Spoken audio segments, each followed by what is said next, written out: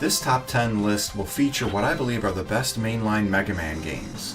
The Mega Man series began in 1987 with the first entry on the NES. Known as Rockman in Japan, in this first entry, he blasts his way through different stages themed in various environments that are based off the selected Robot Master the player selects. This offers a replayability not normally seen during this time. As Mega Man defeats a Robot Master, he gains an ability from the boss he beat, with each ability having varying usefulness. Each Robot Master has various strengths and weaknesses against these abilities, with the earlier Mega Man games in the series showing this variability more. Also, as the series went on, Mega Man gained permanent abilities such as the Slide and Rush Dog in the third entry, the Charge Shot in the fourth entry, and terrible voice sampling and load times in the eighth. These games don't focus a lot on story, though later entries provide more details in this aspect. Just like Mario games, though, the gameplay is where it's at, not the story. One cool aspect I like about the development of the series is that for the 2nd through 8th games, the developers opened up the Robot Master design to the fans via design contests. The developers would then select the best designs, update it themselves if needed, then use it for the game. The winners would then get prizes for their efforts and receive credit for the design in the endgame credits. This was only opened up internationally for the 6th entry via a contest held by Nintendo Power in January 1994's issue. Windman and Nightman were the only entries chosen from designers in North America. Games that qualify towards this list are Mega Man's 1 through 11. This means that the following games are omitted from this top 10 list. All of the Mega Man X games, the Game Boy versions of Mega Man, spin-offs like Rockman and Forte, sports games like Mega Man Soccer, fighting like Mega Man Power Battle, the entire Battle Network, Rockman EXE, Zero, and ZX series. As you can see, there are a lot of different types of Mega Man games. While there are a lot of good games in these other Mega Man series, I'm of the mind that the original Mega Man is the best. Because there were a total of 11 mainline Mega Man games, I'm bringing up the 8th entry more just to ensure none of these get left out. This was Mega Man's first entry on the PS1 and off of a Nintendo system. Video game companies like Capcom had moved to a larger number of their game series both currently running, like Mega Man and Breath of Fire, as well as new series at the time, such as Resident Evil, to Sony's new console, the PlayStation, later of course known as the PS1. This is due to the PlayStation being a more appealing choice than the Nintendo 64, the former being easier to develop games on and offering more in the way of space. 650 megabytes for a CD versus 4 to 64 megabytes per cartridge. Capcom kept Mega Man 2D, but pulled out all the stops with everything else. Mega Man, his allies, and his enemies sport all new cartoonish sprites with CD quality music and all new voice acting. But as the saying goes, if you put lipstick on a pig, it's still a pig. Mega Man and all of the sprites look rather bland and overly cartoonish. The music is probably some of the worst in the series as it sounds uninspired, especially compared to earlier entries, and the English voice acting is just awful and cringeworthy. The stages are colorful and the Robot Master's designs and fights are fun, but Mega Man himself controls so sluggish, especially his slide. A better game is the SNES Super Famicom Rockman and Forte, which was released a year later in Japan only, released as Mega Man and Bass for the GBA in 2003. It is one of the more difficult Mega Man games, but the gameplay is quicker and music is generally better than the 8th mainline entry.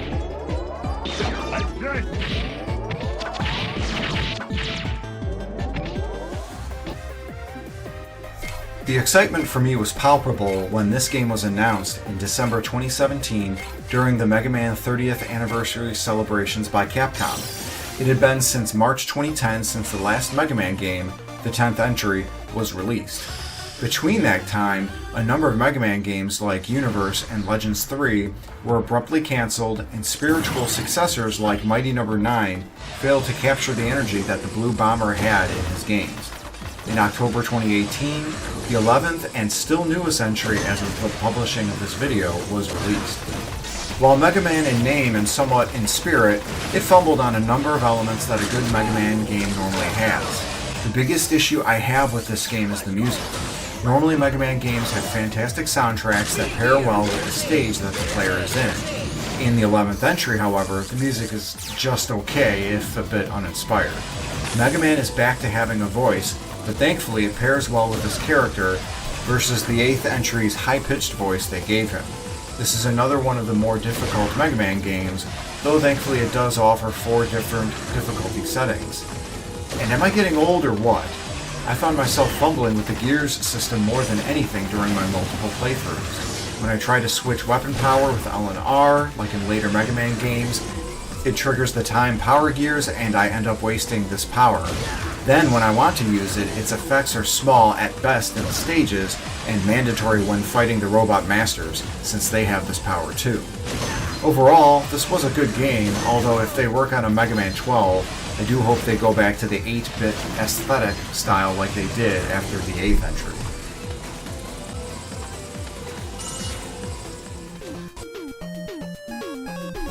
Out of all of the 8-bit Mega Man games, I found the 5th entry to be the most bland. The music is fine and features a few bangers like Darkman's theme, which is the Proto Man Castle stage music, but later entries in this list have far more songs that are overall better. Gameplay is the same as the 4th entry, though the colors tend to be a bit brighter for better or worse. There wasn't any innovative additions introduced in this entry, save the robot bird buddy, Beat. Finally, while the Robot Masters themselves are endearing, their powers and abilities left much to be desired. Regardless, this game still is fun as the level design is good and it isn't too difficult overall. Waveman's stage, for example, has a portion where Mega Man pilots a jet ski type machine to progress through to the end before the Robot Master himself. Ideas like this were why the staff could get away with releasing a new Mega Man game every year, at least until after the 6th entry.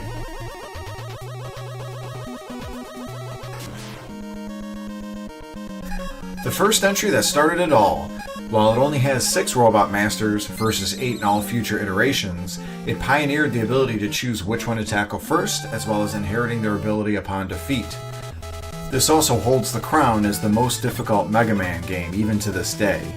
From difficult platforming in the Guts stage and Iceman stage, to the final boss gauntlet in the last Dr. Wily Castle stage, no other Mega Man game has rivaled this for its difficulty. Fairness has to come into question, especially if you forget to pick up the magnet ability before starting the first Dr. Wily stage, or if you run out of ammo for this ability in this stage as well. Picking the incorrect Robot Master has repercussions as well, as defeating the likes of Elecman without Cutman's ability is exceedingly difficult. If played correctly, or cheaply, the game's difficulty is much more approachable. For example, getting the magnet ability before starting Gutsman and or Iceman stages makes them much easier with this ability. Additionally, if the player hits the select button in rapid succession, it is possible to have multiple hits trigger on bosses like Iceman and the Yellow Devil, as well as avoid projectile attacks in the same way. This first entry also starts the tradition of having a great soundtrack, with personal favorites of mine being Elecman and Bomb Man's stage music.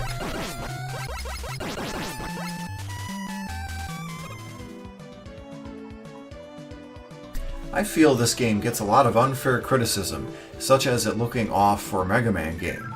Perhaps this is because people were used to seeing the Blue Bomber in his 8-bit incarnation for his last 6 games. I've also heard that he moves too slow, compared to the likes of Mega Man X1 and 2, which came out the previous 2 years before Mega Man 7's 1995 release. Then yeah, it can seem somewhat slow. But speeding through stages really has never been the Blue Bomber's jam, at least not until the slide ability was added in the 3rd entry. The 7th's entry slide is still quick and nimble, as well as much faster than in the 8th entry. This 7th entry sees a continued tradition of fun level design, with the addition of some multiple paths if the player uses the right abilities in the right portions of each stage. These can often net Mega Man hidden abilities, extra lives, or the like. Rush's usefulness increased by not only going back to his Rush Jet that was nixed in the 6th entry, but the Super Adapt suit is similar to the Rush Jet adapter in the same 6th entry as well, marrying the best of both types for this game. Story-wise, it's the same return to form of Mega Man having to stop Dr. Wily, though a new foil for Mega Man and Rush has been added in the form of bass and treble. The music is decent in here, with bangers like Freeze Man's stage music and the thriller-like music to Dr. Wily's second stage. There are also some great moments in the game like Mega Man and Proto Man's duel, if you could trigger it, and what Mega Man nearly does at the ending to stop Dr. Wily once and for all.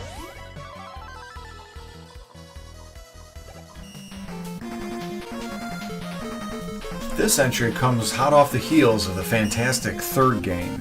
While the third entry added in the slide ability, this one adds in the charge beam. A fully charged beam shot allows Mega Man to damage Robot Masters by 2 to 3 hit points. But the time it takes to charge allows whatever boss Mega Man is facing to attack more often, and thus it makes it more necessary to find the ability they're weak against that much more. This is truly when the Mega Man series really became formulaic in this way. In the first through third games, Mega Man's normal shot could do 1 to 3 hit points damage to Robot Masters, along with multiple abilities having varying damage. From the fourth entry onward, a non-charged shot from Mega Man's normal weapon will only do 1 hit point damage, and every Robot Master only has 1 ability weakness, often doing 4 hit points depending on how the weapon is deployed. Mega Man 4 also seems to feel slower and look a bit darker. Perhaps this is due to it having more instances of multiple enemies and having more dark stages than other games. Either way, its potential faults and even the contrivance of the charged shot aside, it still is a really good game. There are a couple hidden abilities that make traversal through the end levels much easier. The levels are varied and fun to play, and this was the first Mega Man game to not have Dr. Wily as the main antagonist. Except of course he is. It also features a great soundtrack, with personal favorites of mine being Brightman's stage, the final battle, and Dr. Cossack's third and fourth stages.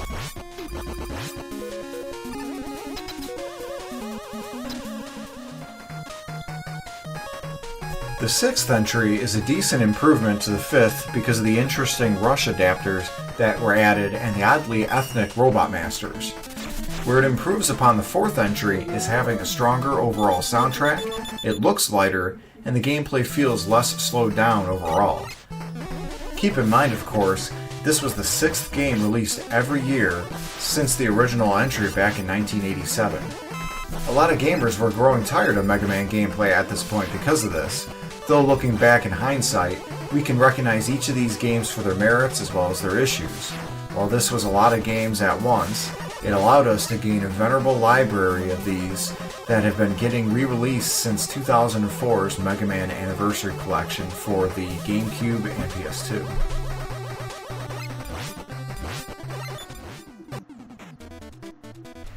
The ninth entry saw its release in 2008, 12 years after the release of the eighth entry. This entry and the next did not see any release via physical media, as they were downloadable only through the Wii, PS3, and Xbox game shops upon release.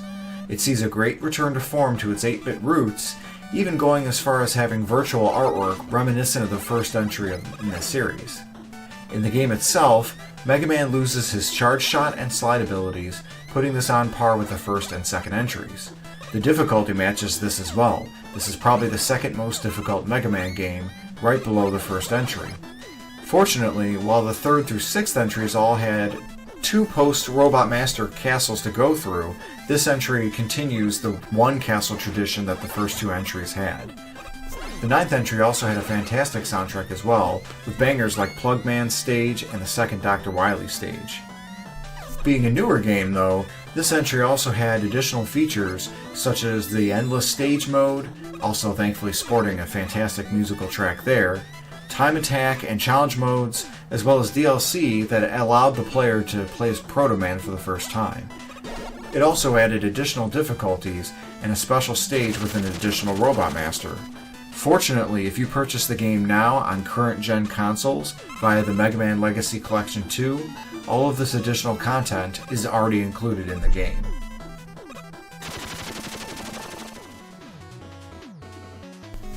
The 10th entry is slightly less difficult and has a slightly better soundtrack, with great tracks like Nitro Man's stage and the second Dr. Wily stage. Both of these reasons ostensibly make it a slightly better entry than the ninth game. Mega Man still does not have his charge shot or slide ability just like the ninth entry. It does have many of the same features as the ninth entry, like the endless stage mode, the ability to play as Proto Man, and increased difficulties. The 10th's music to the endless stage isn't as good as the 9th's, but it does add in a third character by being able to play as bass, and also adds in an easy mode for the first time ever. Rather than just have one extra stage in Robot Master, like the 9th entry, it adds in 3 in the form of the Mega Man Killers from the 1st, 3rd, and 4th Game Boy entries. While the 9th game tried hard to replicate the feeling that the player had with the first 2 entries of the series, this 10th entry feels unique enough to stand on its own and thus is better for it. This game is a masterpiece in of itself. It innovates with the addition of the slide for the first time in the series, as well as with the addition of Rush, Mega Man's new robot dog buddy. It also adds Mega Man's rival turned independent ally, Proto, or Break, Man. The gameplay stays true to the Mega Man formula, but introduces the Blue Bomber to a variety of stages and Robot Masters not seen at this point. It adds in additional replayability by adding in the Doc Robot once Mega Man beats the normal 8 Robot Masters. 4 of the 8 stages reopen, and Mega Man must beat 2 Doc Robots in each of these 4 stages, where they take abilities from the second entry and use it against Mega Man. It also continues the trend of being a bit easier than the previous entry, thus making it more approachable. If the player also had a second controller plugged in, you can slow down or stop gameplay by holding down up on the second controller, or stopping it completely by holding up and A.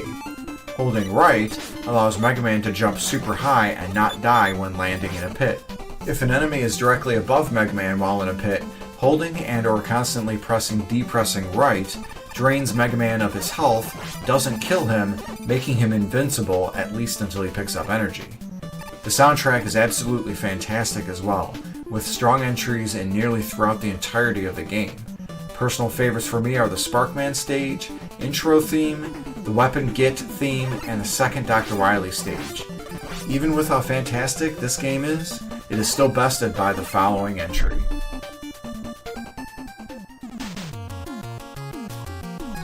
This is the best Mega Man game, bar none.